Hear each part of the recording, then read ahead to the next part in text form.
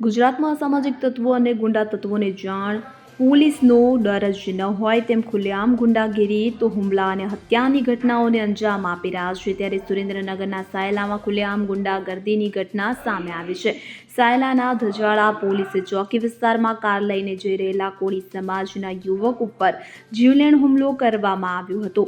મળતી માહિતી મુજબ સાયલાના ધજાળા વિસ્તારમાં બોટાદ હોસ્પિટલ જતા દંપતી પર ઘાતક હથિયારોથી હુમલો કરવામાં આવ્યો હતો। આ ઘટનાનો વિડીયો સામે આવ્યો છે, જેમાં જોઈ શકાય છે કે એક દંપતી કાર લઈને જઈ રહ્યા છે, ત્યારે બાઇક પર જઈ રહેલા શખ્સે અચાનક બાઇક રોકીને એકાએક કાર પર હુમલો કરે છે અને કારના કાચ તોડી નાખે છે। ત્યારે આ ઘટનાથી ગભરાઈને દંપતી કાર ત્યાંથી ભગાડી મૂકે છે। આ હુમલામાં કોઈને ઈજાઓ પહોંચી નથી, પરંતુ કાચ તોડી નાખવામાં આવ્યા છે। કારને નુકસાન કરી જાનથી મારી નાખવાની કોશિશ કર્યા અંગે ધજાળા પોલીસ સ્ટેશનમાં ફરિયાદ નોંધવામાં આવી છે।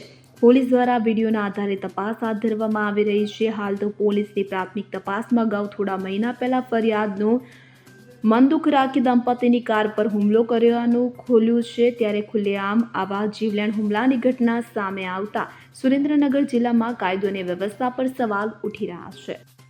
Bureau report CN24 news. હવે જુઓ દેશ દુનિયાની તમામ ખબરો તમારી આંગળીના ટેરવે।